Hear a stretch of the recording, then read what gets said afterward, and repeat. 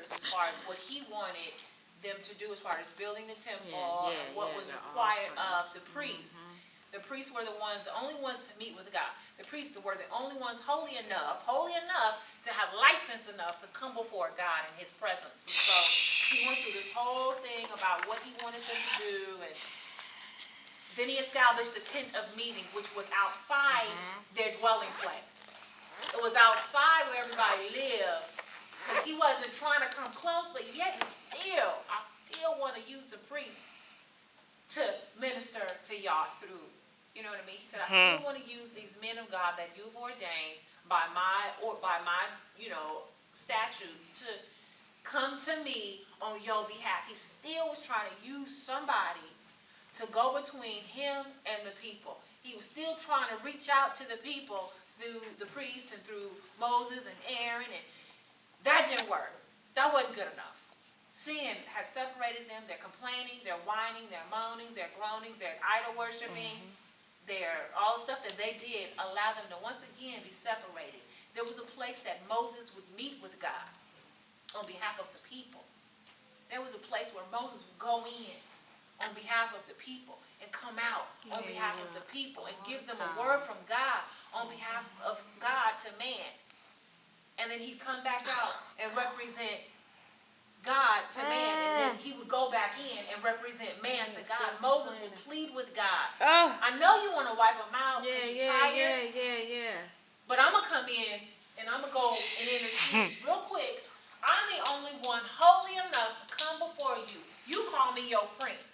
You call me beloved, and you call me by name when we meet. You desire to meet with me. So Moses goes in on behalf of the people. But there was only so much Moses could do because, once again, he was a man. He got frustrated with the people. He smoked the rock instead of just speaking to the rock, and he got it. So an imperfect man once again. And then we got Jesus. God in flesh. God with us said, you know what? Moses did it.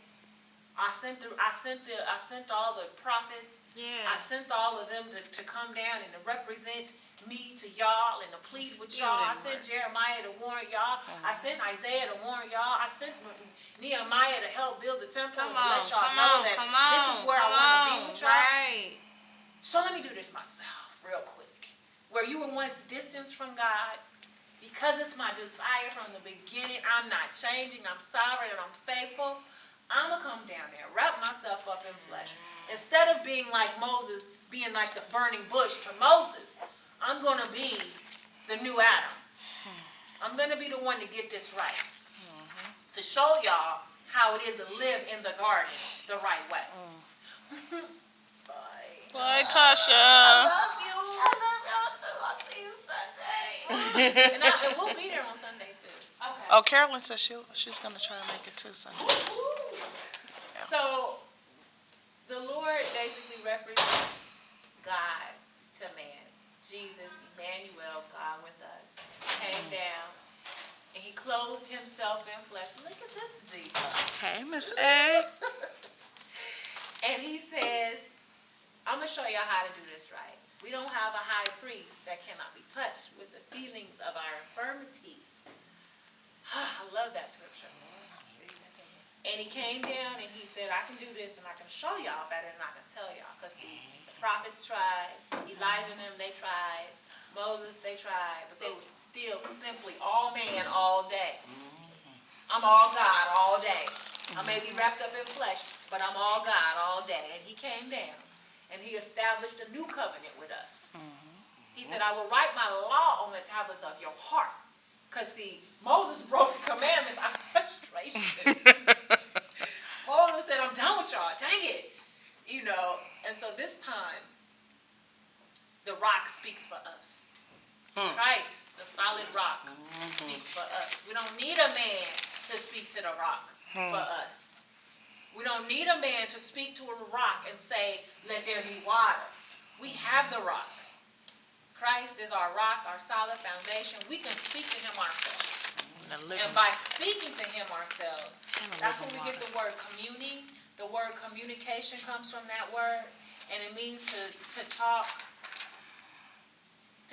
or converse intimately That's what the word commune means.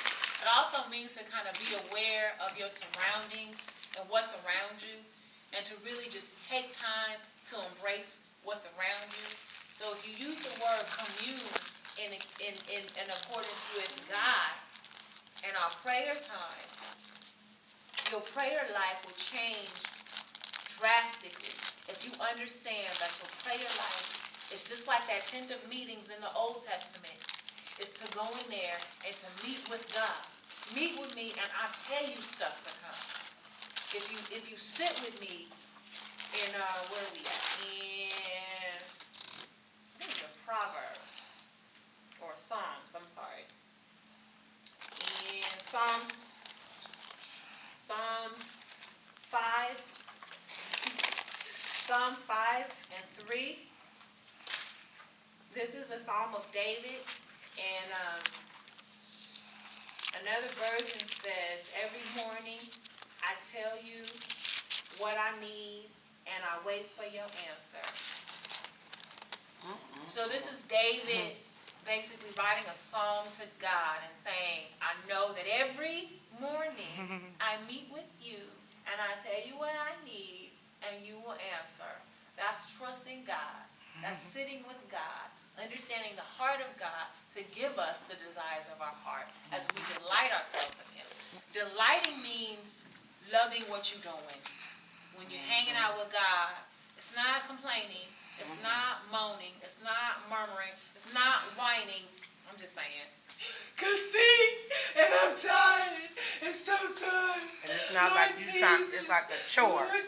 Right. It's not like it's a chore. It's not like me calling my mom and saying, Mommy, I love you, and I'm glad that I can call you and just talk to you and hear your voice and you hear my voice, and we laughing together, and my heart is just filled with so much joy that what I was bothered by don't bother me, because the conversation that I have with my mom is just so embracing. And then I go to bed just like, oh, you know, I just talk to my mommy, and it's just, and so my mom said to me last night, she said, so what you gonna do if you come out here and I have to go through surgery? She said, where you gonna sleep? I said, I'm gonna sleep at the bottom of your bed like I always did. You know, and we were laughing and just kind of, you know, feeling the love over the phone miles away. Our God was distant from us. And when we go in to our own tent of meeting, to our own secret place, that's what we should be communing with God. Not complaining to God, not whining to God, but communing with Him, talking intimately to Him, letting Him know what He already knows, and trusting that when I tell you what I need, you will answer, according to Psalm 5. So it's like this flesh in us wants to go to Daddy, moaning and pouting and saying, they did this and they did that and they don't listen and blah, blah, blah, blah, blah. And a lot of times when I was little, my daddy used to say, stop pouting. Stop sticking your lip out. Straighten up You know your what I mean? face. Straighten up your face. And that's what God is telling us. Didn't I promise it? Didn't I say I would do it?